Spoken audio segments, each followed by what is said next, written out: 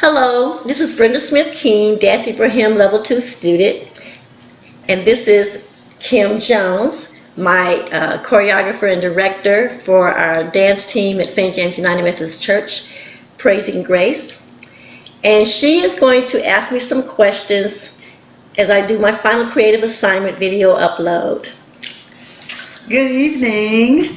Hi, Brenda. Hi. I'm so excited for Brenda in asking me to be a part of her last creative assignment. We've known each other for a number of years through dance and through praise dance, and I am just honored to be here to answer or ask her some questions and interview her about her journey in praise dance. So again, my name is Kim Jones, and I'm the director of the dance ministry at St. James United Methodist Church, Praising Grace. But formerly, I have a dance background and growing up in the community, dancing for Smith Sisters Dance Studio and Milla Marley, and also had the privilege to do a dance ensemble with Alvin Ailey when he was alive, danced with the Kansas City Ballet, and owned my own dance studio. So in meeting Brenda, it has been a joy to share a lot of very touching and emotional praise dance events with her. So I will start off and say, good grief, Brenda. She's an amazing dancer, and I'd like to know what sparked you to get started in one, dance, and two, praise dance, if that's all that you have done. Well, I actually been dancing pretty much all my life. I have some trophies actually from dancing outside.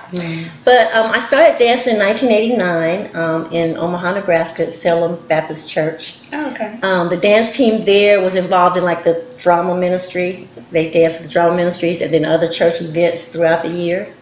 They were also very heavily involved with the St. James, I'm sorry, not St. James, the James Cleveland Gospel Music Workshops. I remember him. So I would go with them every year to those, and we would do dance classes and be a part of the National Dance Company, which is really very exciting for me. And it was just, for me, when I started dancing for God, it was amazing. It was amazing for me because it was like I was at the throne of God, and I realized, I was like, oh, I've been dancing in the world all these years, but I'm really liking this. So I just continued on with it wherever I went. When I moved with my job and everything, continued on with it. And it's just a great feeling to praise and worship the Lord and be able to move and dance for Him. Awesome. I feel you.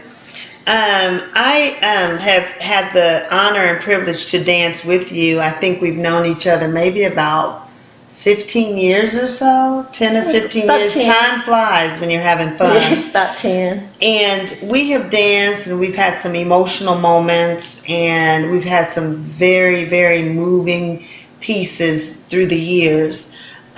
When you dance, what goes through your mind when you dance? Is it you go to the same place all the time, or does each piece move you in a different way? Well, it depends on what the piece is, because you want to be able to be a blessing to those watching the piece. You want it to be a worship. It's a worship art, so you want it to be a message to them, hope from God, and that you're ushering in something for them to be blessed by. But it could also be, depending on the song, it could be a warfare piece, it could be a prophecy piece, it could be just a praise piece, it could be you worshiping God. So it depends on what the piece is, where that level takes you. But hopefully you're letting the Holy Spirit lead you. When you're doing a piece with a group and there's choreography for that piece, you want to be as one with the group. When you're doing a solo piece, you allow the Holy Spirit to move you in that piece. So. What I've learned in being around you, I've learned that you are a true student of praise dance. You are a student of the art. Tell us more about that. Oh, that's a good question. I'm just always wanting to learn more. I've never really gone to school per se as far as the technique. When I was a little girl, I did some ballet early on, and I've done a little bit of tap. And then when I was in college, I took modern dance. And I've actually gone and taken some other classes throughout my life as an adult, but never a thorough classes where you would go like from year to year to year. Mm-hmm. So whenever I try to learn whatever I can though, because I was always told, well, the Bible tells you to study to show yourself approved, number one. And number two, I like being around those who have studied dance, who have that knowledge and can teach that.